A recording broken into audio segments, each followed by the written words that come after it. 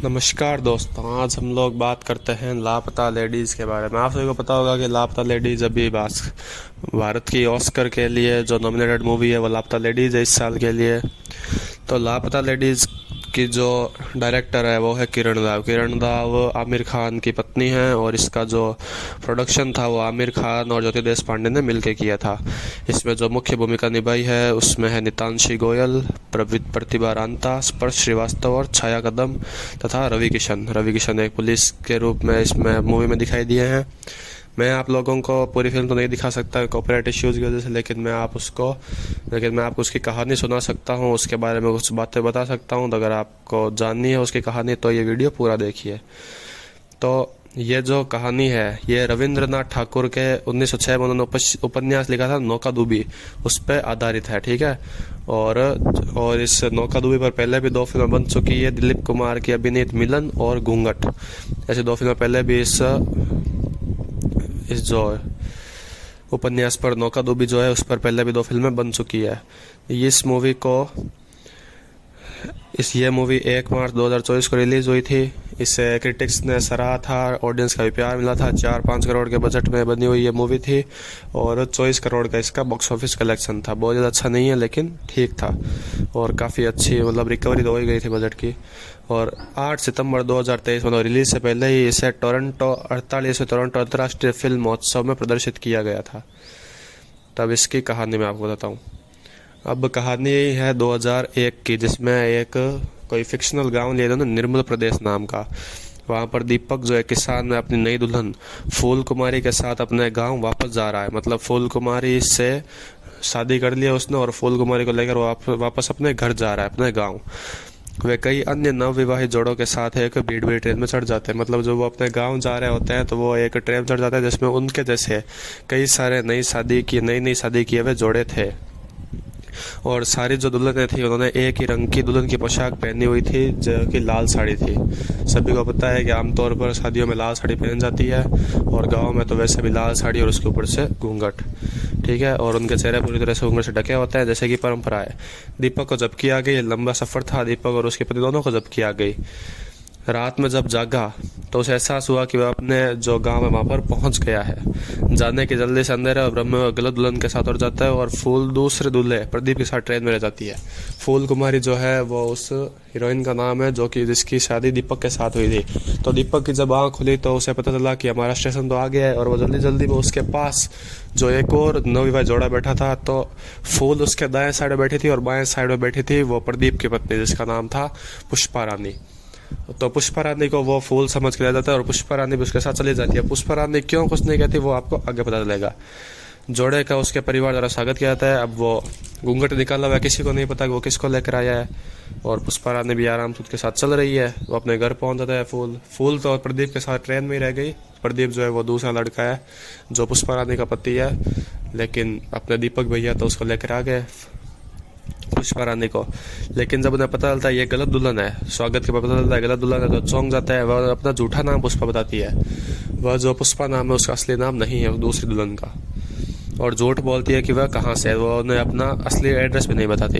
इस बीच अलग स्टेशन पर फूल को गड़बड़ी का एहसास होता है, लेकिन दीपक के गांव का नाम नहीं पता होने के कारण स्टेशन मास्टर उसकी मदद करने में असमर्थ है। इसी बीच जब फूल और वो प्रदीप जागते हैं तो प्रदीप फूल के साथ को जबरदस्ती और करने की कोशिश करता है, लेकिन फूल उससे बच जाती है और प्रदीप को उसके साथी अपने घर ले जाते हैं। तो वो प्रदीप के गांव में फूल उतर चुकी है। वहाँ पर वो स्टेशन मास्टर से कांटेक्ट करती है, लेकिन फूल को अपने गांव का नाम याद नहीं है। टिपिकल विलेजर, क्योंकि भैया जानती नहीं थी, वो सीधे उसके शादी करवा दी गई थी, अरेंज मैरिज थी, तो उसको नाम याद नहीं रहा। पढ़ी लिखी नहीं थी फूल, तो उसे याद नहीं था। स्टेशन मास्टर भी अब क्या करे, अलग स्टेशन पर उतर चुकी है, अपने गाँव का नाम याद नहीं है। वह अपने परिवार को शर्मिंदा न करते हुए घर वापस आने से भी इनकार कर देते हैं। फूल अपने घर भी नहीं जा सकती कि मेरे परिवार कैसा लगेगा कि अभी शादी हुई है, वापस घर पे आ गई, लोग क्या कहेंगे। दीपक के आने की स्थिति में वो स्टेशन पर रुकने का फैसला करती है। तो उसको लगता है कि उसका पति उसे लेने के लिए वापस आ जाएगा, तो वो सोचती है मैं यहाँ पे स्टेशन पर ही रुक जाती हूँ। और उसकी मदद करती है मंजू माई एक चाय बेचने वाली थी जो उस स्टेशन पर रहती थी, वो उसकी मदद करती, अच्छी औरत थी। दीपक फूल की लाश से परेशान होकर एसआई श्याम मनोहर के पास रिपोर्ट दे देता है। श्याम मनोहर जो है वो है रवि किशन। तो दीपक जो है वो अपने गांव में पुलिस स्टेशन में रिपोर्ट करता है कि भाई हमारी पत्नी फूल जो है वो गायब हो चुकी है।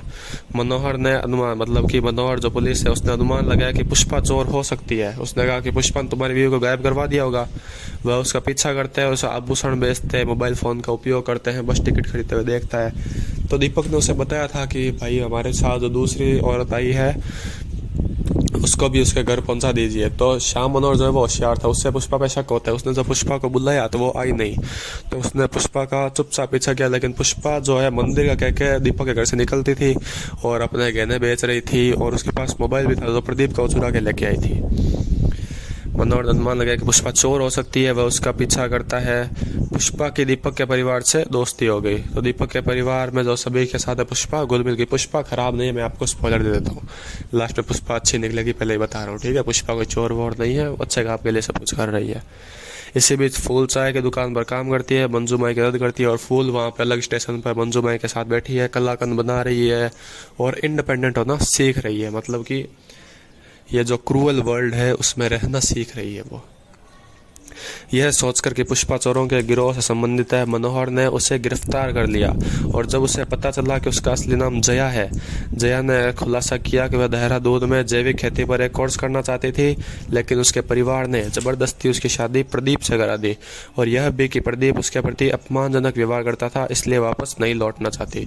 अब जो रवि किशन जी है उन्होंने पता लगा लिया कि भाई इसका असली नाम जया है, और तब जया ने खुलासा किया कि भाई वह देहरादून में जैविक खेती, मतलब कि जो खेती की पढ़ाई करना चाहती थी, लेकिन अब उसका परिवार जो है वो नहीं चाहता था कि वो पढ़ाई करे आगे, और उसने उसकी ज़बरदस्ती से उसकी शादी करवा दी प्रदीप के साथ। और प्रदीप भी कोई सपोर्टिव आदमी नहीं था, वो भी उसके साथ ज़बरदस्ती कर रहा था और अपमानजनक था, उसकी रेस्पेक्ट नहीं करता था, इसलिए वापस नहीं लौटना चाहती। और जया ने कह दिया वापस नहीं जाऊँगी। प्रदीप जो है, अब जो रवि किशन को जब पता चला इसका नाम जया है, प्रदीप के साथ है, तो उससे बताना तो उसका फर्ज है क्योंकि रिपोर्ट दर्ज हो चुकी है। तो उसने प्रदीप को बुलाया, वह उसे पुलिस के सामने थप्पड़ मार देता है। प्रदीप जब जया से मिलने के लिए आता है तो वह उसे पुलिस के सामने ही थप्पड़ मार देता है और उसकी माँ से पूरा दहेज वसूलने की धमकी देता है। मनोहर का कहना है कि उसकी हरकतें आपराधिक है और चूंकि जया वयस्क है इसलिए उसे किसी के साथ जाने के लिए मजबूर नहीं किया जा सकता। अब पुलिस के सामने जया को थप्पड़ मार दिया प्रदीप ने, दबंगई दिखा रहा था। मनोहर ने कहा कि यह बहुत बड़ा अपराध है, ये वयस्क है, ये तुम्हारे साथ जाने के लिए मजबूर नहीं है और तुम इसका कुछ नहीं बिगाड़ सकते। तो मनोहर जो था वो जया की साइड में हो गया। उसने प्रदीप को चेतावनी देते हुए कहा कि जया को मुक्त कर दिया जाए, अगर उसने कभी जया पर हाथ उठाया तो उसे घरेलू हिंसा और अपनी पिछली पत्नी को जलाकर मारने का आरोप में गिरफ्तार कर लेगा। प्रदीप पर जो है वो अपनी पिछली पत्नी को मारने का आरोप भी लग चुका था, तो प्रदीप का अच्छा बंदा नहीं। इस पूरी मूवी में सिर्फ एक ही खराब बंदा है, वो है प्रदीप, जो जया का पति है, इसलिए जया वहाँ से भागी थी और पुलिस को भी ये डरा धमका रहा था कि मुझे वापस ले जाना है जया को। जया नहीं जाना चाहती थी, और लेकिन हमारे रवि किशन भैया ने जया की मदद की और प्रदीप को धमकाया कि मैं तुम्हारे पे केस ठोक दूंगा, तुम इसका कुछ नहीं बिगाड़ पाओगे, इसलिए चुपचाप चले जाओ, वरना पिछली पत्नी को जलाकर मारने का आरोप तुम्हें जेल में डाल दूंगा। तो प्रदीप डर गया और वहाँ से चला जाता है। जया ने दीपक की भाभी पूनम से फूल का स्केच बनाने के लिए कहा था। जो जया जो थी वो दीपक की भाभी, अपने दीपक कुमार की भाभी से भी घुल मिल गई थी, और दीपक की भाभी स्केच बहुत अच्छा बनाती थी, लेकिन वही वो आर्ट को आगे मौका नहीं मिला तो वो कुछ नहीं कर रही थी, सिर्फ हाउस वाइफ ही थी। लेकिन जया ने उनकी कला को पहचाना, उनसे कहा कि फूल का एक स्केच बनाओ। फूल कुमार को देख रखा था तो उन्होंने कहा कि एक स्केच बनाओ। उसका स्केच बनाकर जो जया थी उसने फूल के पोस्टर हर जगह पर चिपका दिए। जया उनकी मदद भी कर रही थी, जया अपनी मदद भी कर रही थी, जया अच्छी लड़की थी। उन्होंने हर जगह पर जब चिपका दिया, जैसे उल्लेख किया गया था खो गई है, साथ यदि मिलती है संपर्क विवरण भी दिया जाए, और इसकी मदद से फूल उसके जो फूल जिस स्टेशन पर फूल थी वहाँ के स्टेशन मास्टर को पता चल जाता है कि फूल कांटेक्ट किस पे करना है। वो फ़ोन करता है दीपक को और दीपक को बताता है जया यहाँ पर है, नहीं फूल यहाँ पर है। तो दीपक इससे पहले कि वहाँ पे जाता, फूल को वो स्टेशन मास्टर ट्रेन में चढ़ा देता है। फूल पहुँच जाती है, दीपक से मिल जाती है, जया पढ़ाई के लिए चली जाती है, प्रदीप को इंस्पेक्टर धमकी देकर भगा देता है और लास्ट में हैप्पी एंडिंग। बस यही कहानी थी लापता लेडीज़ की। अगर कहानी पसंद आई हो और अगर अन्य मूवीज़ की कहानी भी जाननी हो तो वीडियो को लाइक कर देना, चैनल को सब्सक्राइब कर देना, कमेंट बता देना नेक्स्ट कहानी कौन सी मूवी की जाननी है। और इस मूवी का प्लस पॉइंट है इसका वो गाना जो आपने सुना ही होगा, ओ सजनी रे कैसे कटे दिन रात, कैसे हो कोई बात, तेरी याद सतावे रे। ठीक है, मिलते हैं अगले वीडियो में, तब तक के लिए बाय बाय।